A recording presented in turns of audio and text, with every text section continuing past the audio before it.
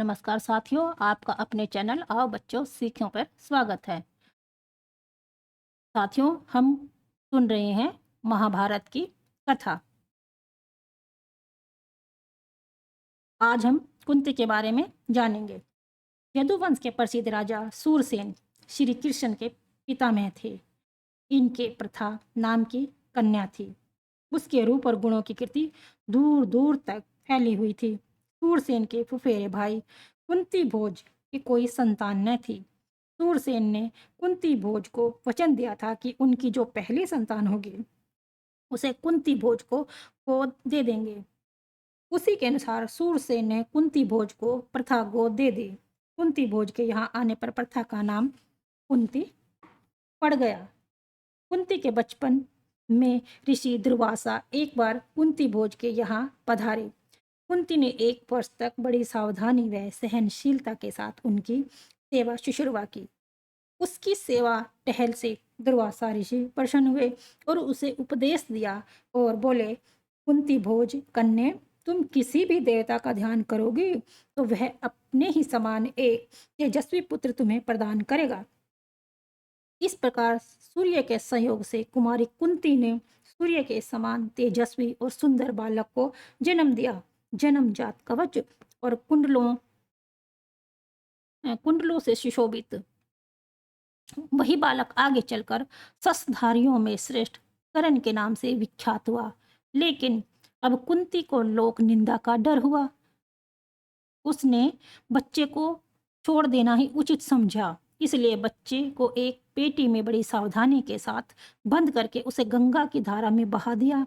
बहुत आगे जाकर अधिरथ नाम के एक सारथी की नजर उस पर पड़ी। उसने पेटी निकाली और खोल कर देखा तो उसमें एक सुंदर बच्चा सोता हुआ मिला। अधिरथ निसंतान था। बालक को पाकर बड़ा प्रसन्न हुआ। सूर्यपुत्र कर्ण इस तरह एक सारथी के घर पलने लगा। उधर कुंती विवाह के योग्य हुई। राजा कुंती भोज ने उसका स्वयंवर रचा। उससे विवाह करने की इच्छा से देश विदेश के अनेक राजकुमार स्वयंवर में आए। हस्तिनापुर के राजा पांडु भी स्वयंवर में शरीक हुए थे। कुंती ने उन्हीं के गले में वरमाला डाल दी। महाराज पांडु का कुंती के ब्याह हो गया और वह कुंती सहित हस्तिनापुर लौट आए। उन दिनों राजवंशों में एक से अधिक विवाह करने की प्रथा प्रचलित थी। इसी रिवाज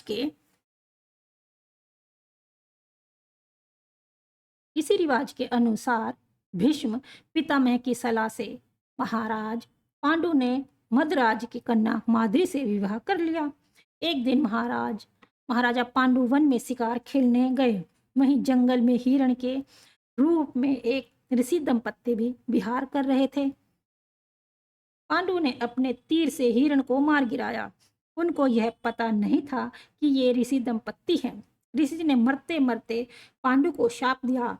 ऋषि के शाप से पांडु को बड़ा दुख हुआ। साथ ही वह अपनी भूल से खिन्न होकर नगर को लौटे और पितामह भीष्म तथा विदुर को राज्य का भार सौंपकर अपनी पत्नियों के साथ वन में चले गए और वहां पर ब्रह्मचारी जैसा जीवन व्यतीत करने लगे। कुंती ने देखा कि महाराज को संतान लालसा तो है, लेकिन ऋषि के शापवश वह संतान उत्पत्ति नहीं कर सकते। अतः उसने विवाह से पूर्व दुर्वासा ऋषि से पाए वरदानों को पांडु से जिक्र किया। उनके अनुरोध से कुंती और माद्री ने देवताओं के अनुग्रह से 5 पांडवों को जन्म दिया। वन में ही 5 का जन्म हुआ और वही तपस्वियों के संग वे पलने लगे। अपनी दोनों स्त्रियों और बेटों के साथ महाराज पांडु कई वर्ष वन में रहे। वसंत ऋतु थी। सारा वन आनंद में डूबा हुआ प्रतीत हो रहा था। महाराज पांडु माद्री के साथ प्रकृति की इस उद्गार में सुषमा को निहार रहे थे। ऋषि के शाप का असर हो गया। तत्काल उनकी मृत्यु हो गई। माद्री के दुख का पार न रहा। पति की मृत्यु का वह कारण बनी। यह सोचकर पांडु के साथी वह भी मर गई। इस दुर्घटना से कुंती और 5 पांडवों के शोक की सीमा न रही।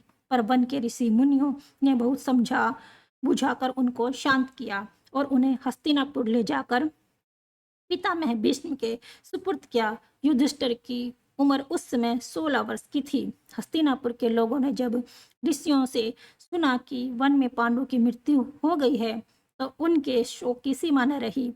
पोत की मृत्यु पर शोक करते हुए सत्यवती अपनी दोनों विधवाओं, पुत्र वधू अंबिका और अंबालिका को साथ लेकर वन में चली गई। तीनों वृद्धाएं कुछ दिन तपस्या करती रही और बाद में स्वर्ग सिधार गई। अपने कुल में जो छल प्रपंच तथा अन्याय होने वाले थे, उन्हें न देखना ही संभवतः उन्होंने उचित समझा। आज के लिए इतना ही। Thank you.